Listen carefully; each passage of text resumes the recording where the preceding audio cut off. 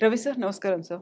నమస్తే కవిత గారు. సార్ విశాఖ పోర్ట్‌లో 25,000 కిలోల డ్రగ్స్‌ని సీజ్ చేసింది సీబీఐ. అయితే దేని గురించి మాట్లాడాలి సార్? ఎందుకని కేవలం రాజకీయంగా ఎవరెవరికి లింకులున్నాయి అనే దాని మీదే ఫోటోల్ని రిలీజ్ చేసి మాట్లాడుతున్నారు తప్ప, ఒకవేళ అదే కనుక నిజంగా బయటికొస్తే ఏం జరుగుతుంది? దుష్ప్రభావం ఎలా ఉంటుంది? వీటన్నిటి గురించి ఎందుకు మాట్లాడట్లేదు సార్? అంటే ప్రతిదీ ఓవర్ పొలిటిసైజేషన్ అని అంటారు. భారతదేశంలో ప్రతిదీ కూడా శృతి మించిన రాజకీయం. ప్రతి విషయాన్ని దగ్గిన, తుమ్మిన ఇది రాజకీయంగా ఎవరు ఉంటారని అది ఇంకా తెలియకముందే అటువైపు నుంచి ఇటువైపు నుంచి రావటం ఇవన్నీ జరుగుతుంటాయి. అంటే ఫండమెంటల్ మౌలిక విషయాల్లోకి వెళ్ళటం కాకుండా మౌలికంగా సమాజం మీద దాని ప్రభావం ఏంటి? దానివల్ల జరిగే నష్టాలు ఎవరు, ఏ శక్తులు చేస్తున్నాయి, లాంగ్ టర్మ్ ఎఫెక్ట్స్ ఏంటి ఇవి ఆలోచించటం కాకుండా తక్షణమే ప్రతి ఘటన వల్ల, ప్రతి సంఘటన వల్ల, ప్రతి వివాదం వల్ల, లేకపోతే ప్రతి చర్చ ప్రతిదీ రాజకీయంగా మాకెలా లాభం, రాజకీయంగా హ్మ్. మాకెలా నష్టం అని మాత్రమే ఆలోచించే ఒక పరిస్థితి వల్ల వచ్చిన ఇది. ఇప్పుడు డ్రగ్స్ ఇవి డ్రగ్ పాలిటిక్స్ లేకపోతే పొలిటికల్ డ్రగ్స్ ఇక్కడ. హ్మ్. సో, డ్రగ్ పాలిటిక్స్ కంటే పొలిటికల్ డ్రగ్స్ ఎక్కువ మత్తిస్తాయన్నమాట. అధికార మత్తు చాలా ఎక్కువగా ఉంటుందక్కడ. ఇక్కడ కూడా ఆంధ్రప్రదేశ్‌లో ఉదాహరణకు ఆంధ్రప్రదేశే ఎందుకు తెలంగాణ ముఖ్యమంత్రి రేవంత్ రెడ్డి వచ్చిన తర్వాత శాసనసభలో ఏదో శాసనం కూడా డ్రగ్స్ మీద పోరాటం చేయాలి, యుద్ధం. రాజీ పడేది లేదు అది ఇది అన్నారు. అది అయిన తర్వాత రాడిసన్ బ్లూ ఘటన జరిగింది. మళ్ళీ అందులో ఉన్నవాళ్ళు బీజేపీ వాళ్ళ, అంతకుముందు పూర్వ హ్మ్. బీఆర్ఎస్ వాళ్ళ ఇలాంటి చర్చలన్నీ జరిగాయి కదా! కాబట్టి ఒకటైతే నిజమండి, సమాజంలో ఏ ఆర్గనైజ్డ్ క్రైమ్ అయినా సరే అది ఎంతో కొంత అఫీషియల్ ప్యాట్రనేజ్. హ్మ్. అఫీషియల్ ఇన్ ది సెన్స్ అప్పుడున్న ప్రభుత్వం అనే కాదు, వ్యవస్థాగతమైన తెర వెనుక మద్దతు లేకుండా అది జరగదు. ఎందుకంటే ఇప్పుడు ప్రబీర్ పురకాయస్థ లాంటి ఒక జర్నలిస్ట్‌ను, సైంటిస్ట్‌ను అవును. ఏ ఆధారాలు ఎన్నున్నాయని చెప్పి లోపల పెట్టారు.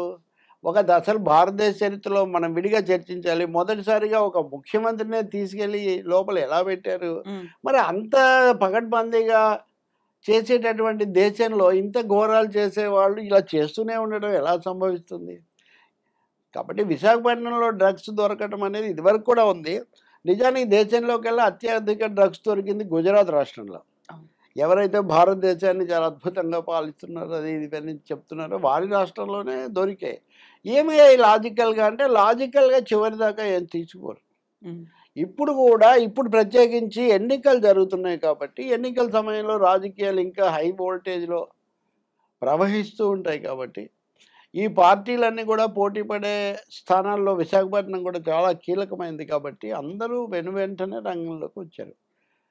సో, ఒక మాటలో అయితే అధికార పార్టీ సలహాదారు, ప్రభుత్వ సలహాదారు, అధికార పార్టీ ప్రతినిధి సజ్జల రామకృష్ణారెడ్డి మాటలు కనుక తీసుకుంటే ఇది పెద్ద రిలీఫ్. హ్మ్. ఈ సమయంలో ఇది దొరకటం అనేది చాలా ఉపశమనంగా ఉంది. అదే గనక బయటికొచ్చుంటే ఎంత ప్రమాదం జరిగేదో అని అంటున్నారు.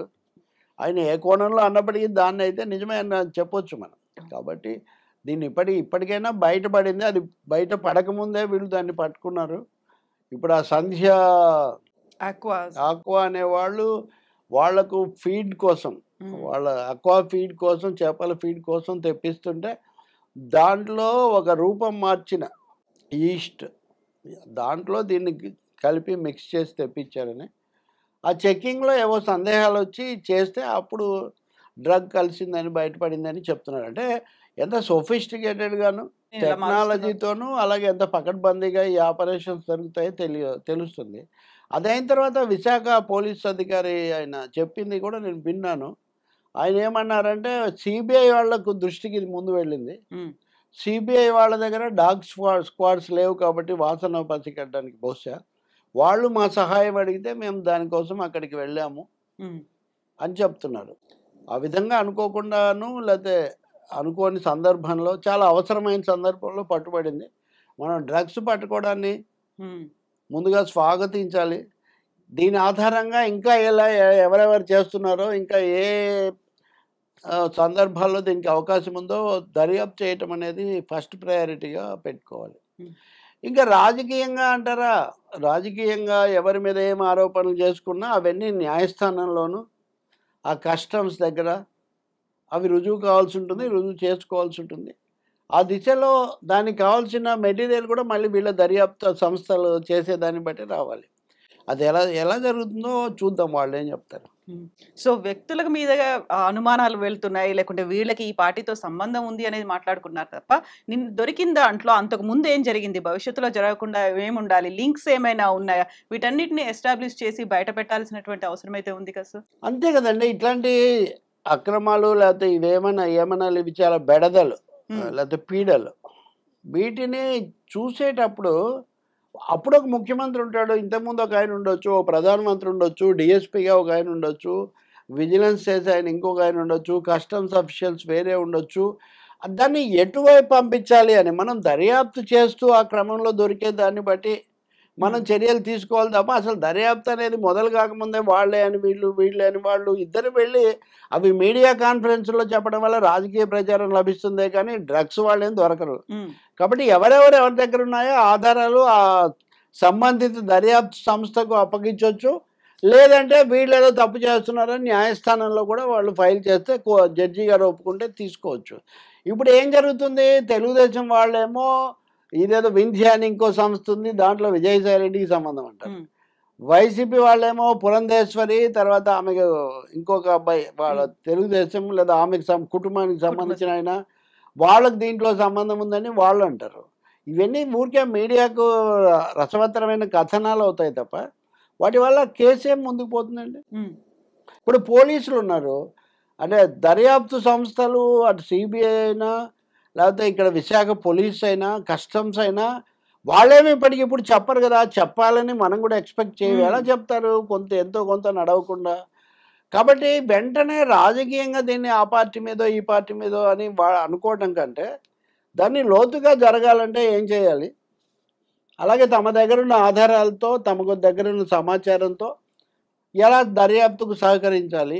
లేదు దర్యాప్తు సంస్థ మీదే అనుమానం ఉంటే న్యాయస్థానాన్ని ఆశ్రయించి అక్కడ వీటిని డిపాజిట్ చేయాలి. అది బాధ్యత కలిగే రాజకీయ పార్టీలు ఏవైనా చేయాల్సిన పని. ఊరికే పేర్లు, పార్టీల పేర్లు దొర్లించడం వల్ల ఉపయోగం హ్మ్. ఉంది.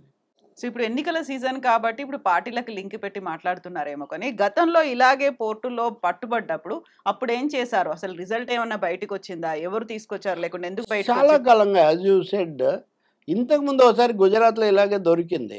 అప్పుడు ఒక బినామీ కంపెనీ అడ్రెస్ ఏదో విజయవాడలో ఉందని అక్కడ హ్మ్. చేశారు. అవును. చేసిన తర్వాత అది మళ్ళీ ఒక దశకొచ్చి ఆగిపోయింది. నిజంగా ఏదో ఒక వైపు గనక తేలుంటే దాన్ని చివరిదాకా తీసుకెళ్ళేవాళ్ళు కదా! ఇద్దరికీ దానికి గనక వ్యతిరేకత ఉంటే. రెండవది దీని పూర్తి అథారిటీ జాతీయ స్థాయి సంస్థదే గాని రాష్ట్ర ప్రభుత్వానిది కాదు కదా! హ్మ్. అటువంటిప్పుడు వాళ్ళని మాట్లాడనీయకుండా అసలు వీళ్ళు ఎందుకింత హడావుడి పడుతున్నారనే ఒక సందేహం కూడా మనకు కలుగుతుంది. జాతీయంగా, అంతర్జాతీయంగా డ్రగ్స్ అనేవి అవును. అంతర్జాతీయ మాఫియాలు, అంతర్జాతీయ లింక్స్ వీటికుంటాయి. వాటిని అక్కడి దాకా నిజం చెప్పాలంటే ఇలా శృతి మించి ఒకరి మీద ఒకరు ఆరోపణలు చేసుకోవడం వల్ల అసలు వాళ్ళు తప్పించుకోవడానికి హ్మ్. ఈ లింక్స్ అనేవి చేయకుండా ఉంటాను. ఇప్పుడు ఉదాహరణకు నేను చెప్తాను. తెలుగుదేశం వాళ్ళు ఏమని ఆరోపిస్తున్నారంటే, రాష్ట్ర ప్రభుత్వ అధికారులు ఇది పట్టుబడిందని తెలియగానే వాళ్ళు ముందుగానే అక్కడికి వెళ్ళి హ్మ్. పూర్తి వివరాలు బయటికి రాకుండా అడ్డుకోవడానికి ప్రయత్నించారు అని చెప్తున్నారు. వైసీపీ వాళ్ళు అంటే ఇందాక సజ్జల ఆయనేం చెప్తున్నాడు? అసలు ఇదేదో వాళ్ళకే సంబంధం ఉంది. హ్మ్. ఇందాక చెప్పినట్టు పురంధేశ్వరి ఇట్లాంటివి. వాళ్ళు చాలా పెద్ద ప్లానేశారు. ఇప్పుడు అది బయటికొస్తుందేమో అని వాళ్ళు మాకంటే ముందే వాళ్ళు మా మీద దాడి చేస్తున్నారు అని మరి మేమే వెళ్లి అడ్డుకున్నారు మా అధికారులు అనేదే నిజమైతే, హ్మ్. ఆ వెళ్ళిన అధికారులు ఎవరు? వాళ్ళ పేర్లేంటి? అలాగే వైసీపీ నాయకులు ఎవరెళ్ళాలో ఆ పేర్లు అవన్నీ బయట పెట్టండి అని ఆయన చెప్తున్నాడు. ఈ 2 పనులు చేయాల్సింది ఎవరండి? హ్మ్. ఎవరైతే అంటే పట్టుకున్నారో వాళ్ళు. ఎవరైతే పట్టుకున్నారో, ఏ సంస్థలైతే బాధ్యత వహించాయో అవి అవి చేయాలి. అవి మామూలు భాషలో మాట్లాడుతూ ఇంకా కొంచెం మాకు సాక్ష్యాలు కావాలని వాళ్ళు ఆగుతారు. హ్మ్. ఈ లోపల ఇంకొక టాపిక్ దొరికిపోయిందని దీని మీద ఎన్నికలు కూడా కాబట్టి, హ్మ్. ఈ డ్రగ్ క్యాపిటల్ అయిపోయింది ఆంధ్రప్రదేశ్ అనే ఆరోపణ చాలా కాలంగా ఉంది. As I was telling Telangana ముఖ్యమంత్రి స్వయంగా చెప్పారు. బిల్లు కూడా ఒకటి జగన్మోహన్ రెడ్డి కూడా వాళ్ళ అసెంబ్లీలో ఒకసారి పెట్టినట్టున్నారు. కఠిన చర్యలు హ్మ్. తీసుకోవాలి ఇట్లాంటివన్నీ. బట్ ఓవరాల్‌గా నార్కోటిక్ కంట్రోల్ అనేదేమో ఉంటుంది. జాతీయ స్థాయిలో దానికి ఒక బోర్డు ఇవన్నీ కూడా ఉన్నాయి.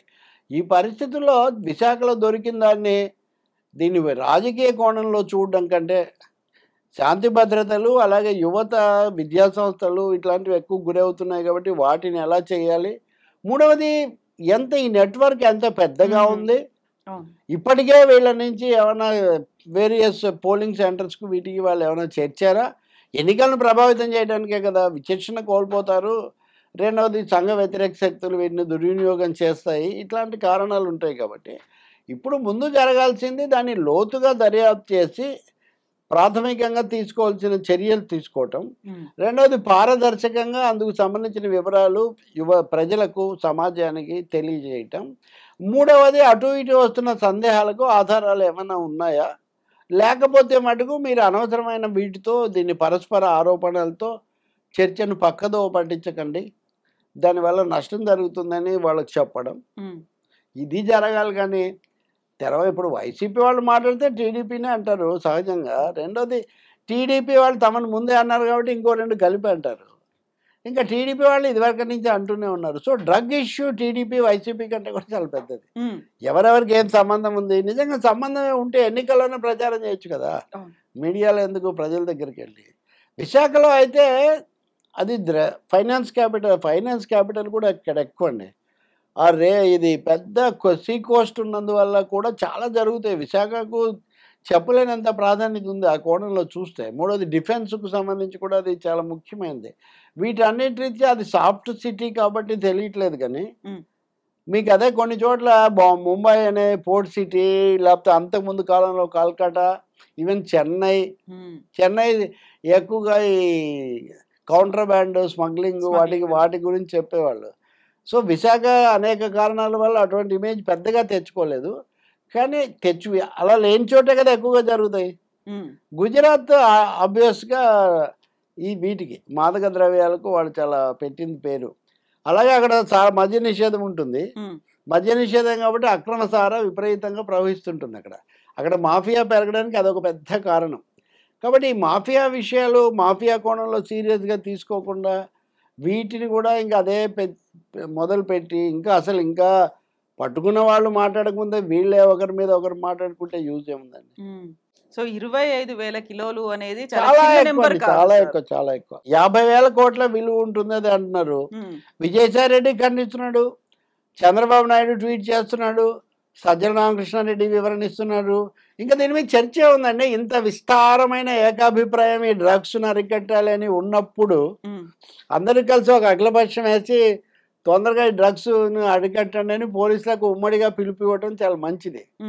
అంతేగాని వీళ్ళు చేశారు కాబట్టి వాళ్ళ మీద, వాళ్ళు చేశారు కాబట్టి వీళ్ళ మీద చేస్తూ ఆ మధ్యలో మూడో వాడికి లాభం అని మాఫియాకి ఏదో వెసులుబాటు కల్పించడం కంటే, మీకు గుర్తుంటే పవన్ కళ్యాణ్ వారాహి అప్పుడు ఆయన ఒక 3-4 అంశాలు ఎక్కువగా పెట్టేవాడు. ఒకటి డ్రగ్స్ దాంట్లో, ఇంకొకటి వాలంటీర్లు దుర్వినియోగం, మూడోది మహిళలు వాళ్ళను అక్రమ రవాణా, సరే నాలుగోది ఇసుక, వీటిని ఏదో చేస్తున్నారని. మరి అప్పటి నుంచి ఆయన అప్పుడు నా దగ్గర సిబిఐతో మాట్లాడని చాలా సమాచారం ఉందేదనే వాళ్ళు కదా. ఇప్పుడు ఒకటి గుర్తించాలి, ఎన్నికల సమయం కాబట్టి ఇప్పుడు రాష్ట్ర కేంద్ర ప్రభుత్వాల యంత్రాంగం ఇప్పుడు లేదు. కాబట్టి ఇప్పుడు ఏ పార్టీకి సంబంధం లేదు యంత్రాంగం, వ్యవస్థలు ఇండివిజువల్గా ఉన్నాయి. కాబట్టి ఇప్పుడు న్యాయ వ్యవస్థ ద్వారా, అధికార వ్యవస్థ ద్వారా దీన్ని ఛేదించడం, శోధించడం చాలా సులభం. అలా జరగాలని చెప్పి మనం కోరుకుందాం. తొందరగా అటో ఇటో దీన్ని ఏదో ముద్రలేసేసి అలా ఇంకా వ్యక్తులు కూడా తెచ్చి కలిపి మళ్ళీ చివరకు ఈ వివాదంలో ఆగి, ఇప్పుడు అధికారులు ఎలా ఉంటారంటే ఎప్పుడైతే పార్టీల మధ్య సమస్య వచ్చిందో కొంచెం జాగ్రత్తగా వెళ్దాం, ఎందుకు వచ్చిన గొడవ అంటారు. పొద్దున మాట్లాడిన ఇన్స్పెక్టర్ కూడా ఆ రాజకీయాలు అవన్నీ నాకేం తెలియదు, మేము దీని వరకు ఇన్స్పెక్టర్ కదా ఆయన జిల్లా ఎస్పీ అనే పద్ధతిలో మాట్లాడుతున్నారు. కాబట్టి డెఫినెట్గా ఇది ఆందోళనకరం. అయితే బ్లెస్సింగ్ ఇన్ డిస్గైజ్, కీడులో మెయిల్ అని ఈ ఆందోళనకరమైన అంశంలో కూడా కొంచెం ఉపశమనం కలిగించేది ఏంటంటే ఎన్నికలకు ముందే ఇది దొరికింది, అది అనూహ్యంగా దొరికింది. కాబట్టి ఎలాంటి వెసులుబాటు లేకుండా ఎవరు ఉన్నా కానీ వాళ్ళను ఉపేక్షించకుండా చర్యలు తీసుకోవాలి, నిజాలు తేల్చాలి. ఇదంతా ట్రాన్స్పరెంట్గా, పారదర్శకంగా జరగాలి. ఈ లోపల వెలువడే అనవసరమైన ఊహాగానాలు, రాజకీయ ఆరోపణలు అటు నుంచి వచ్చినా ఇటు నుంచి వచ్చినా వాటికి ఒక సమగ్రమైన సమాధానం ఇచ్చి దర్యాప్తుకు ఇబ్బంది లేకుండా చూసుకోవాల్సిన బాధ్యత యంత్రాంగం మీద ఉంటుంది. Thank you sir.